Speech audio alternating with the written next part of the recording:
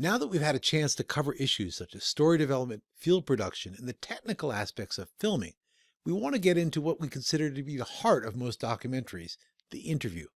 In this lesson, we'll have a chance to talk about how to actually conduct an interview and how to prepare for it. Let's get to it. In planning for your interviews, you don't want to overlook the question of logistics. It generally takes 30 to 45 minutes to set up the lights and sound for a good-looking interview.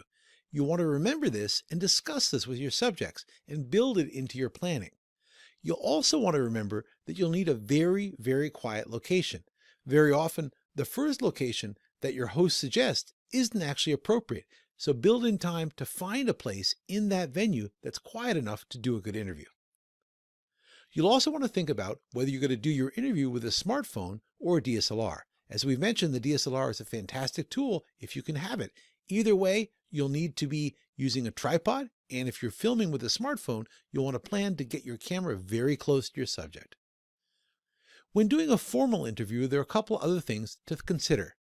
Remember, traditional framing and eyeline is important, audio is crucial, and don't forget wardrobe, hair, and makeup.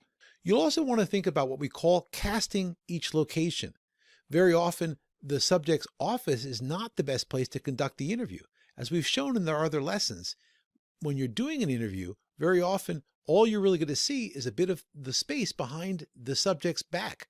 So often there's a conference room or perhaps a library that's a better location to set up and film your interview. What you definitely want to try to avoid is your classic white wall background. That's not very interesting and you want to avoid it. It's also important to remember that in every interview, there are certain things that you'll always want to do. One is to remind your subject to include in their answers your question, because your questions will probably be edited out. So if you ask your subject what their favorite color is, make sure that they say, "My favorite color is green," because if all they say in their answer is green, people won't know what they're talking about.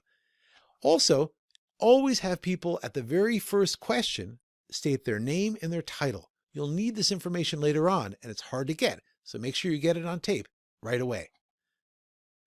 Also, in terms of preparing for your interview, it really makes a big difference if you know your subject. Take the time to Google them, understand who they are, what they care about, what are their achievements. It will make a huge difference if you show that you have deep knowledge of who they are and what their organization is trying to achieve. It'll make all the difference in the interview. And remember, as you conduct your interview, to start slowly. Every interview has a settling in time. And remember, you're going to need some very basic information. Who are they? What did they do? Why do they do this? There's often a desire, especially among new filmmakers, to ask burning complex questions. You might have a time for that, but remember, in your film, you will probably need a lot of meat and potatoes, basic information. Make sure that you cover it in your interview. And then as the interview is being conducted, ask yourself, are the answers that you're getting helping you narrate your story? If not, consider rephrasing a question and asking it again, especially if it's a really important key question that you hope that this person will discuss. We also want to quickly mention here a couple other special interview situations. One is what's called as a walk and talk interview. These are when you're filming somebody while they're doing an action. Generally, to do this, you're going to want to use a wireless lavalier mic on the subject.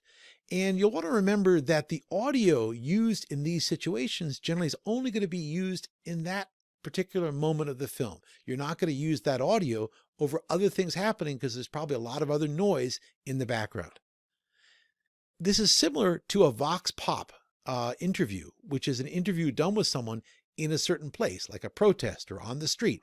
This interview generally will only be used at a certain moment in the film because the audio is not going to be clean enough to edit it to other sequences. And most important, connect with your subject and have some fun. This makes all the difference. If you can connect on a personal level, the people you're interviewing, it's better for you and it's better for them and it's better for your film. Well, we hope this basic introduction to interview techniques has been helpful as you get ready to go out and conduct your own first interviews.